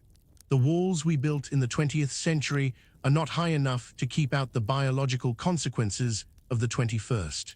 Amidst these logistical and biological battles, we must not lose sight of the human toll that continues to accrue in the shadows. The modern victim of polio is often a victim of conflict, a child born in a siege, a refugee camp, or a zone of occupation. In Syria, after the civil war decimated the health infrastructure, polio returned after being absent for years. The virus followed the shell casings. In Gaza, the destruction of sanitation systems creates the perfect incubator for a resurgence. The polio of war is a distinct phenomenon, a secondary infection of the body politic. It reminds us that public health is impossible without peace. The virus is a strict accountant. It tallies every bombed water treatment plant and every assassinated doctor, and it presents the bill in the form of paralyzed children. The struggle to vaccinate in these zones is a story of extreme bravery, where negotiations for humanitarian pauses are conducted to allow a few hours of drops to be delivered before the bombing resumes. As we analyze the current state of the fight, we see a shift in the philosophy of the endgame. The bravado of the polio-free world slogans has been replaced by a grim, determined pragmatism. The focus has shifted to integration, using the polio infrastructure to deliver other health services, like measles vaccines, nutrition supplements, and clean water. The logic is that you cannot just parachute into a community, care only about one disease, and ignore the fact that the children are dying of diarrhea and pneumonia.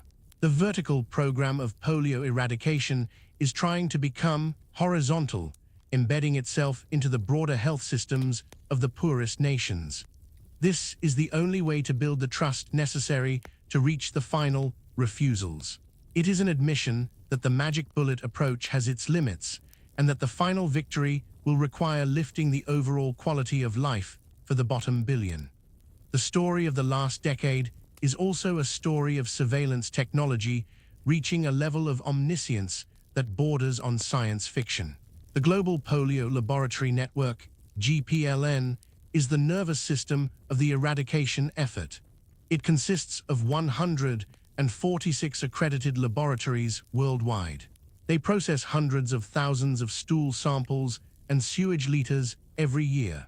When a sample arrives, it is subjected to genomic sequencing that can identify the virus's origin down to the specific district. They can tell if a virus found in Nigeria came from Chad or if it is a local lineage. This molecular clock allows them to estimate how long a virus has been circulating undetected. It is a forensic masterpiece, a global dragnet that leaves the virus nowhere to hide. Yet, the tragedy is that knowing where the virus is does not always mean we can stop it. The gap between the laboratory data and the field reality, the no-do gap, remains the defining chasm of the endgame. We have the eyes of a god, but the hands of a mortal, struggling to reach across the river or the firing line. To fully grasp the granular texture of this endless war, one must look away from the satellite maps and the genomic sequences and focus on the solitary figure standing at the threshold of a mud brick house in the tribal borderlands.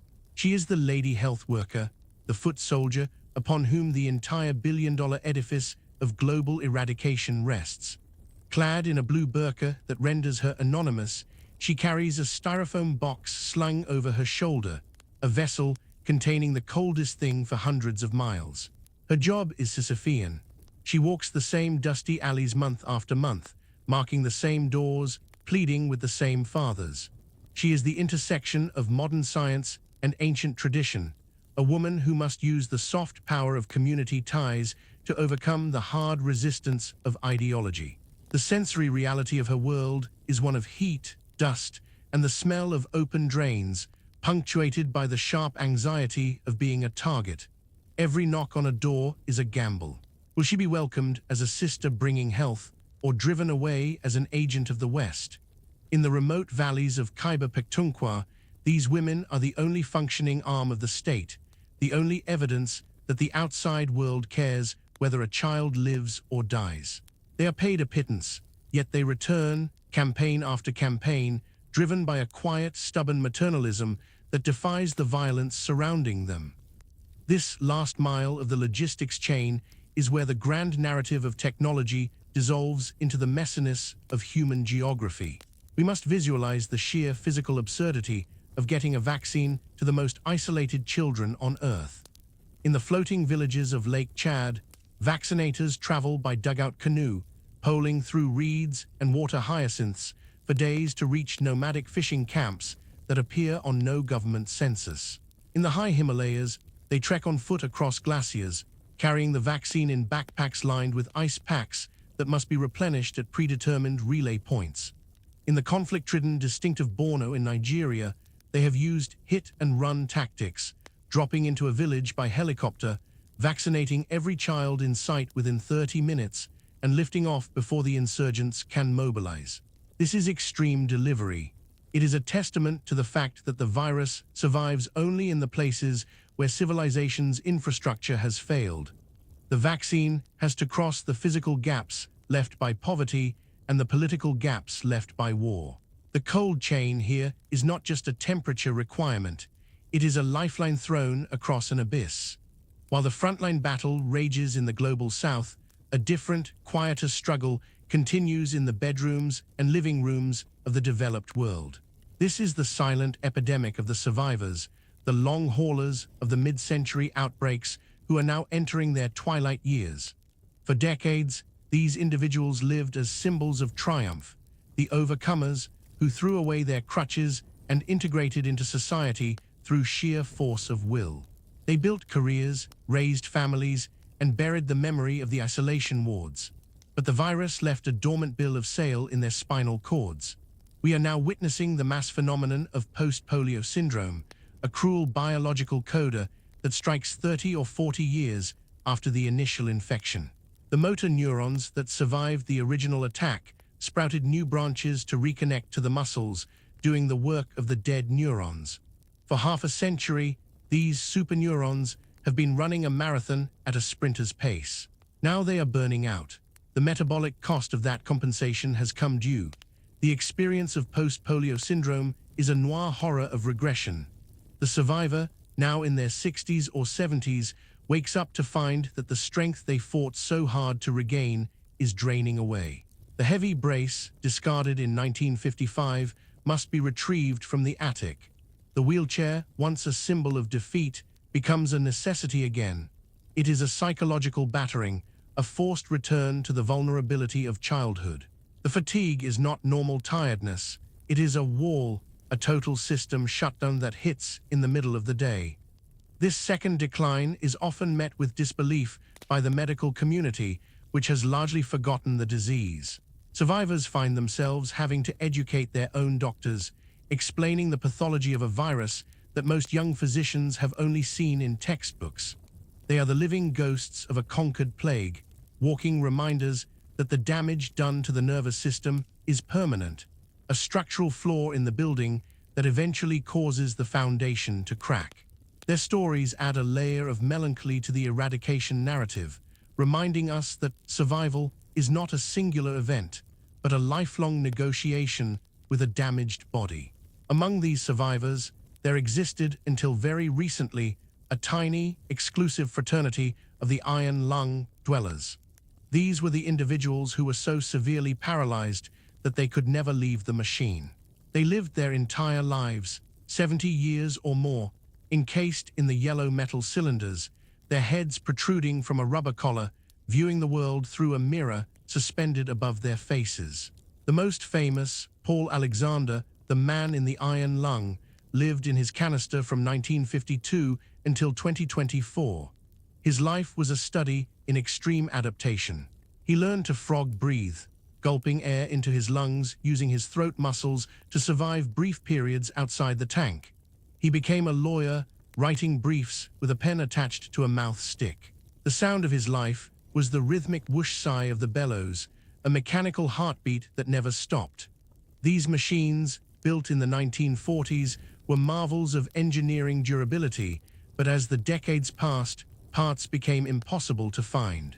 The survivors formed a network, scavenging spare gaskets and fan belts from museums and private collectors, keeping their life support systems running through a kind of mechanical archaeology. The death of the last iron lung users marks the final severance of the living link to the pre-vaccine terror. When the last machine is finally switched off, a specific frequency of human endurance will vanish into silence. The economic dimension of the endgame is another layer of the modern complexity, a cold calculus of cost-benefit analysis that operates in the background. The Global Polio Eradication Initiative consumes roughly $1 billion a year. Critics, speaking in the hushed tones of policy briefings, ask the uncomfortable question: is it worth spending $1 billion to prevent a few hundred cases of paralysis, when that same money could save hundreds of thousands of lives if spent on malaria or clean water? This is the utilitarian trap. The argument for eradication is not economic efficiency in the short term, it is the infinite value of the future. If we stop now, the models predict that within a decade, we would see 200,000 new cases every year. The investment is not just about the cases today, it is an insurance policy for every child born hereafter. We are paying the eradication premium. It is a poker game where the pot is so big we cannot afford to fold, even though the final hand is costing a fortune to play. The donors, the nations, the philanthropists are trapped in a golden handcuffs scenario, compelled to keep paying to protect the investment already made. As we look at the infrastructure left behind by this 60-year war, we see that polio has built the backbone of global public health. The genomic laboratories, the cold chains, and the surveillance networks established for polio were the very same systems used to fight Ebola in West Africa and COVID-19 globally.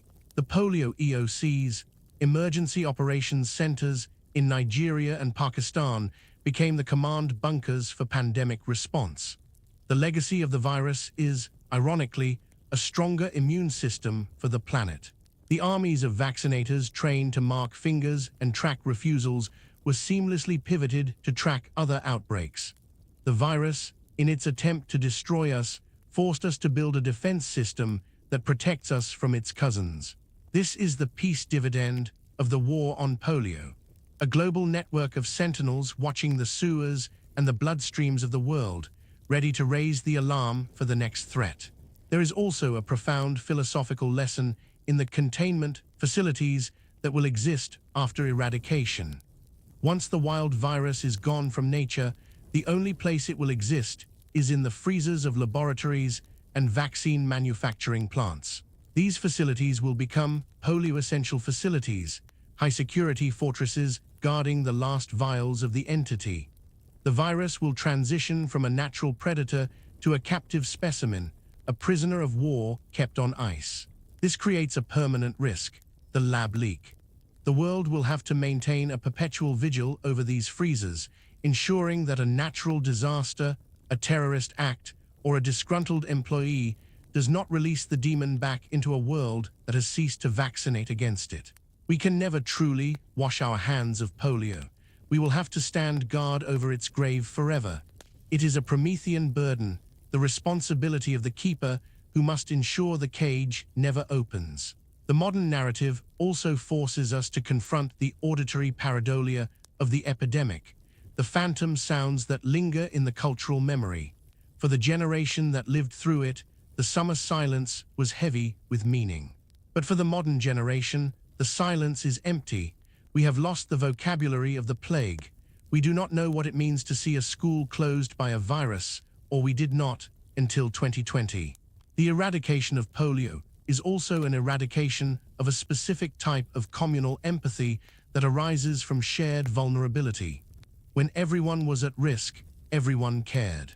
Now that the risk is confined to the other, the poor, the distant, the foreign, the empathy has fractured. The challenge of the final mile is to reignite that global solidarity, to convince a taxpayer in London or New York that a child in the Khyber Pass is their neighbor. It is a test of our moral imagination. And so, we arrive at the final page of the ledger, the moment where the ink dries and the tumultuous history of the poliovirus dissolves into the quietude of the past. We have journeyed from the sun-baked banks of the Nile, where the priest Rumor leaned upon his staff in the shadow of the pharaohs, to the high-tech genomic fortresses of the 21st century, where the enemy is trapped in a frozen vial. We have witnessed the panic of the darkened cities, the screaming headlines, and the silent, rhythmic breathing of the iron lungs. We have seen the best of humanity rise to meet the worst of nature, a chain of hands stretching from the laboratory of Jonas' Salk to the dusty threshold of a mud-brick house in the tribal borderlands. The war is not merely over, it has been transmuted into a permanent peace, a state of safety so profound that we have largely forgotten the terror that necessitated it. This forgetfulness is the ultimate luxury. It is the quiet dividend paid to us by the millions of researchers, nurses, and volunteers who stood on the wall and held back the night. The silence that surrounds you now is not an accident. It is a construct, a fortress built of science and sacrifice designed to allow you to rest without fear. Consider for a moment the profound nature of this victory. We have not just defeated a pathogen. We have rewritten the contract between humanity and its environment. For the vast majority of our existence, we were at the mercy of the microscopic world. We were passengers on a biological vessel we could not steer, subject to the capricious whims of the seasons and the water. The eradication of polio represents the moment we seized the helm. It is the ultimate assertion that we are the custodians of our own bodies, that we have the power to curate the world our children inherit. This realization should settle into your mind like a heavy, comforting weight. It is a proof of competence. If we could do this, if we could chase a single strand of RNA across every river, every mountain range, and every war zone until it had nowhere left to hide, then there is no challenge we cannot eventually master. The story of polio is, at its heart, a story about the stubborn, unyielding resilience of the human spirit. It is a reminder that when we align our will with our intellect, the impossible becomes merely the difficult, and the difficult eventually becomes the done. As the narrative fades, let the specific details of the struggle drift away. The names of the vaccines, the dates of the epidemics, the geography of the outbreaks, let them all dissolve into a soft, monochromatic blur. What remains is the feeling of the result. Imagine the world tonight as a vast, calm ocean. For centuries, this ocean was whipped by storms, the waves of infection crashing against the shore, pulling the vulnerable into the deep. But now the water is glass. The storm has broken. The clouds have parted to reveal a steady, protective starlight. You are floating on this calm sea, buoyed by the knowledge that the depths no longer hold the monsters of the past. The infrastructure of protection that surrounds the globe, the laboratories, the cold chains, the surveillance networks, is humming quietly in the background, a low-frequency vibration of safety that wraps around the planet like a warm blanket. You do not need to see it to know it is there. It is the night watchman who never sleeps so that you can. Bring your attention now to your own body, the vessel through which you experience this safe world. Feel the connection between your mind and your muscles. It is a seamless, invisible miracle. You think, relax, and the signal travels down the spine, through the complex wiring of the nerves, to the heavy muscles of the legs and arms. There is no interruption. There is no blockade. The gray matter is healthy. The pathways are clear. The legacy of the virus was to break this connection, to sever the will from the action. The legacy of the cure is the preservation of this wholeness. Cherish this feeling of integration. Feel the weight of your legs sinking into the mattress, heavy and whole. Feel the strength in your arms as they rest by your side, dormant but capable. This simple ability to rest with the potential for movement is a gift that was fought for. It is a treasure that was preserved for you by generations of strangers. You are the beneficiary of a century of care. The summer wind that blows outside is no longer a carrier of dread. It is just the wind, carrying the scent of rain and earth. The water in the glass by your bedside is just water, clear and life-giving. The fears that once populated the dark corners of the collective imagination have been swept out. The nursery is silent not because it is empty, but because the children are sleeping soundly. The playground is empty not because of quarantine, but because the day is done. The iron lung is a museum piece, a cold metal shell that no longer breathes for anyone. These are the markers of our triumph. We have turned the instruments of survival into the artifacts of history. We have moved from the era of the desperate defense to the era of the peaceful slumber. The polio panic is a ghost story we tell to remind ourselves of how far we have come, but it is a ghost that cannot touch us. The circle of salt has been drawn, the barrier is sealed. Allow your breath to deepen now, mimicking the slow, rhythmic cadence of a world at peace. Inhale the safety, exhale the memory of the struggle. The timeline of the disease has run its course. It had a beginning, a middle, and now a soft, fading end. The urgency is gone. The adrenaline of the race has metabolized into a deep, restorative lethargy. You are standing at the end of the long road. The dust has settled. The last mile has been walked. The volunteers have gone home. The coolers are stored away. The lights in the laboratory have been dimmed. The scientists have hung up their white coats. The file is closed. The case is solved. There is nothing left to do but to accept the victory and drift into the rest that you have earned. Visualize a map of the world one last time.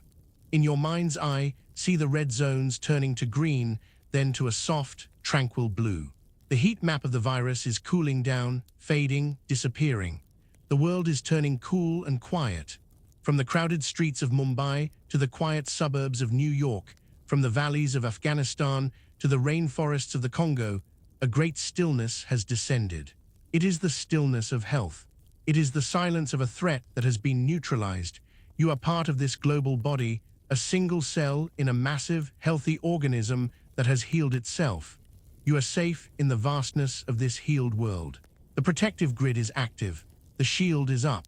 The sentinels are at their posts. You can let go. As you drift deeper, the boundaries of the story blur. The figures of Salk and Sabin, the brave nurses, the children in the braces, they all